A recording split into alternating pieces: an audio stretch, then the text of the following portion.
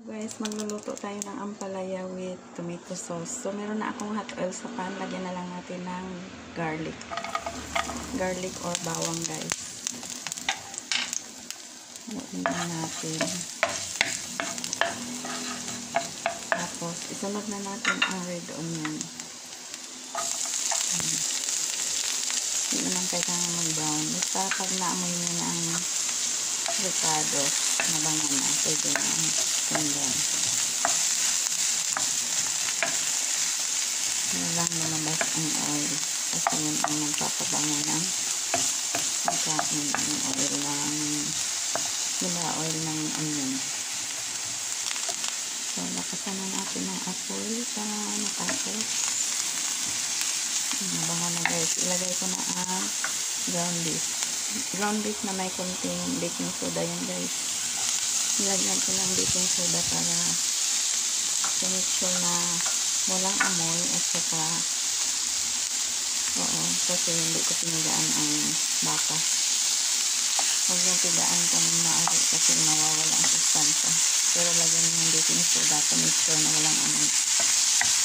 Tapos isa pang benefit ng baking soda guys, malambot ang kanin. Although nababawasan talaga ng konting lasa, konti lang naman, siguro mga 5% ng lasa niya natatanggal.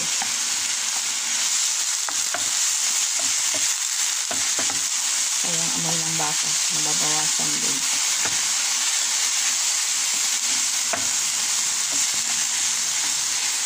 Mabilis lang haluto ang baka guys. Isunod na natin ang tomato sauce na may konting tubig.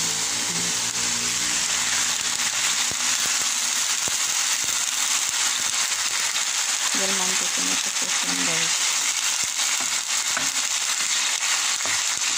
Marami naman yung tomato sauce sa merkado pero mas kampante ako sa Delmonte.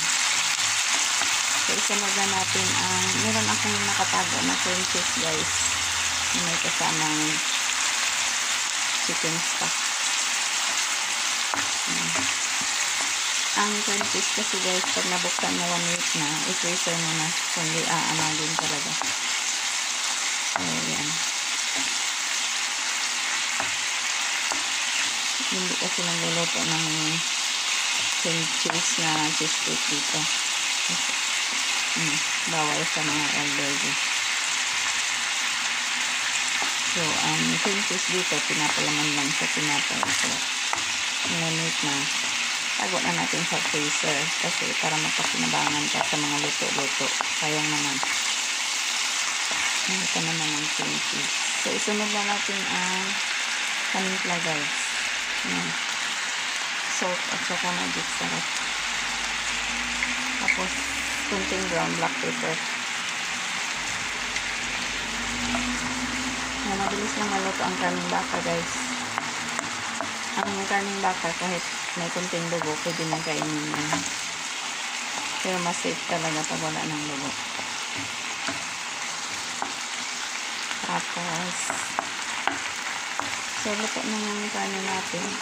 Kasi may baking soda yung mabilis lang yun pag may baking soda, lalo na ground meat, mabilis lang lumambot.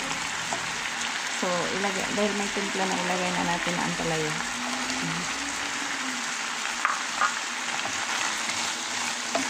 So, magluto kayo ng ganito guys. Masarap siya. For a change naman. Kasi lagi na lang ampalaya na may itlog. So, ito, kanyang baka. May cheese at saka tomato sauce. Sometimes, nilalagyan namin ito ng maraming tomato sauce na may sauce talaga siya. Ito, dahil may partner tayo na sibot soup. Ayun na, sibot soup. Sa pressure cook. So, dahil may partner ng sabaw. So, ito na lang. Medyo dry.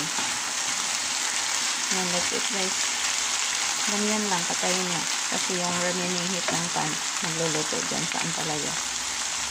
Huwag tayo mag-serve ng sobrang lambot na gulay guys na wala ng sustansya. Kung maaari crispy.